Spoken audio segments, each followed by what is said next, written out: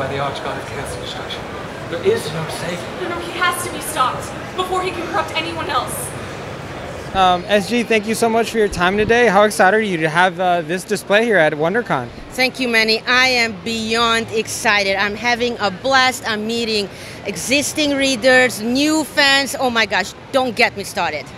So tell us a little bit about the Last Lumenian. We just saw a cosplay performance, which was amazing. And tell us about the book. Thank you, Manny. The book is about a 19-year-old rebel princess who must defeat the Dark God before he finds her the Last Lumenian. And that's just book 1 out of a 13-book series, with book 5 coming out in December. And the first book is free today, the ebook, on Amazon. It's amazing. So tell me, how do you lay the foundation to a world like this so that readers can, really sink their teeth and get invested?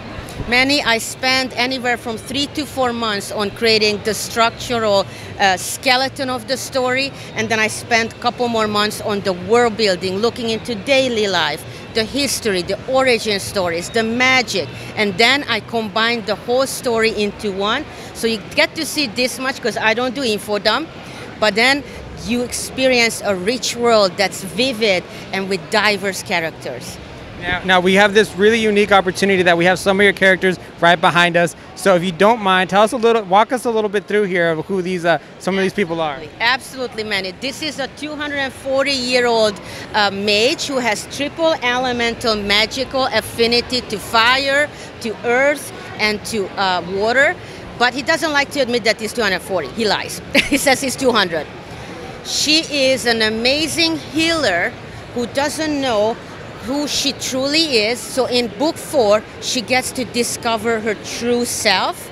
And then we have a major character, General Callum. He's from the Teryn Empire. They're warriors. They're taking over the 7 galaxies. And then he runs into our main hero of the series, Lilla, who will stop him in more than just one way. And these characters are the part of the Last Lumenian series, and they all have an unbelievable adventure.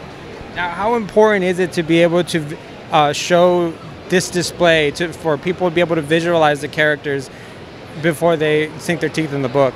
Manny, this is tremendous help. The art is done by Lucas Kettner. He is the illustrator who took my words and came up with these unbelievable images. We've seen people stop on their track asking us, is this a TV show? Is this a movie? Oh my gosh, what an amazing feeling. It's just a blast. It could be down the line. We could see something. Crossing fingers, Manny. Now, something that always fascinates me about the genre is how authors like you are able to set the groundworks for magic. There need to be certain rules that need to be applied. How do you set your groundworks for how sorcery, magic, and everything in between works?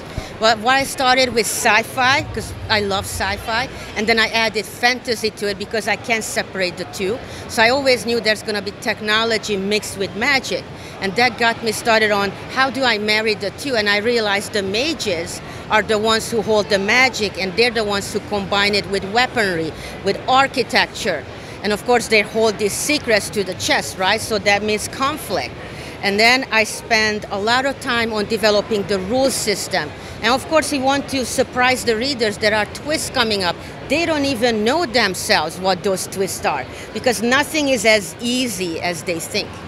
Well, speaking of that, how do you as an author separate that? I mean, you tell me you have quite the number of books lined up. I can't imagine how hard it would be to leave some things out on purpose, or maybe want to put something in and need to push it back a little bit. How as an author do you make that decision in making sure that each story is very cohesive on its own? Manny, that's a great question.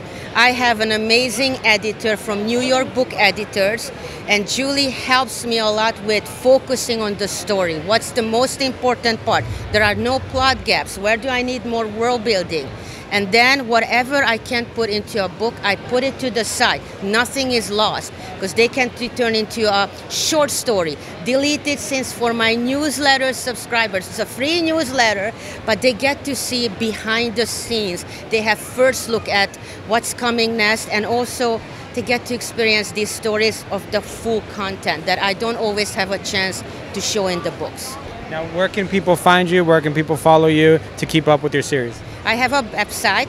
It's sgblaise.com. We have the new character page, a little bit of interactive maps. I'm on Instagram as sgblaise author, and I'm on X sgblaise official. And my email is in the copyright page in the book. I love hearing from my readers. Awesome. Thank you so much for your time. Thank you so much. I appreciate it. Can't wait to read it. Thank you so much, Manny.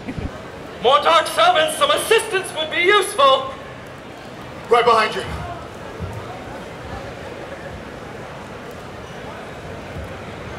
All right, stay safe, everyone. I'll do my best.